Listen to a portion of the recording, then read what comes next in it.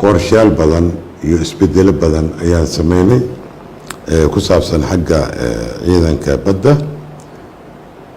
isbedeladaas waxaa ka mid ah ciidankii dib u habeen aan ku sameynay oo aan si wanaagsan u soo ururinay wixii difaaca xeebaha ahaa iyo navy wixii ahaa intaba. dooman dheereeya aan haysano oo ilaa hadda aan badda ku ilaashano aan ku marmarno oo dhowr ah oo qaarkood ciladeysnaa oo aan wada kicinay oo maanta kulligood howlgal diyaar u ah inay ka falgalaan badda gudaheedii. waxaan sameynay muddadaas gaaban qorshayaal badan annagoo raacayna awaamirta taliyaha xoogga dalka Soomaaliyeed ayaan ku shaqaynaynaa, annagana toos asaan u hoos tagnaa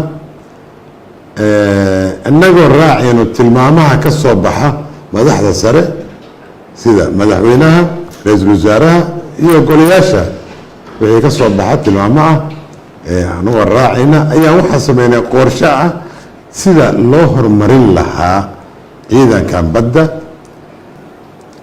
in aan wada hadalo iyo xiriiro aan sameynay duwal badan oo ay noo ballan qaadeen in ay nala dhisayaan baddii oo aan rajeynayno qaarkood waqti dhuuba inay soo galaan maraakiibtoodii iyo doomankoodii inay waddanka soo gaaraan.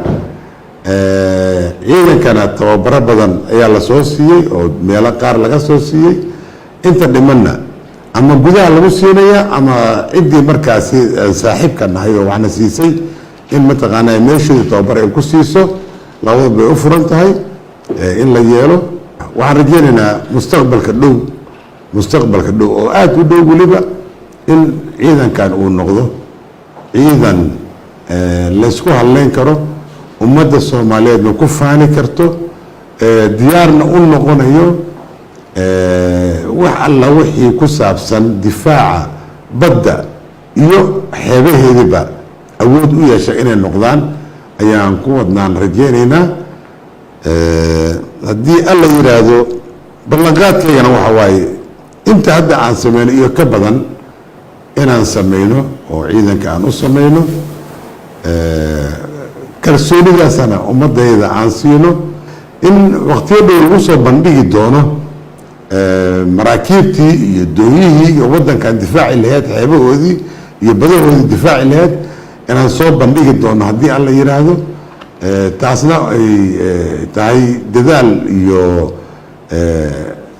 annagoo ku fikirayno in ciidankayga xoogga dalka Soomaaliyeed guud ahaan gaar ahaan ciidanka badda ay ku soo noqdaan sidii hore ay ahaayeen dadka sharci darada ah oo ay dawlad ka socdaan, dawlad kasta ka socdaane waddankan dad baa iskale, dalka dad baa iskale.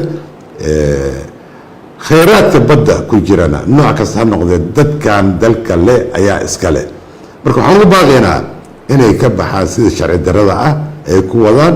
caalamkao dhanna waan u sheegaynaa in arrintaasi gacanna lagu siiyo si dadkan kalluumaysatada iyo wixii la mid ahba waddankani looga qabto sharci darada kuwa dhalinyarada Soomaaliyeed in ay ka soo qeyb galaan ka mid noqoshaha ama ka mid ahaanshaha ciidanka badda Soomaaliyeed oo ah difaacii waddanka dhinaca badaha iyo xeebaha.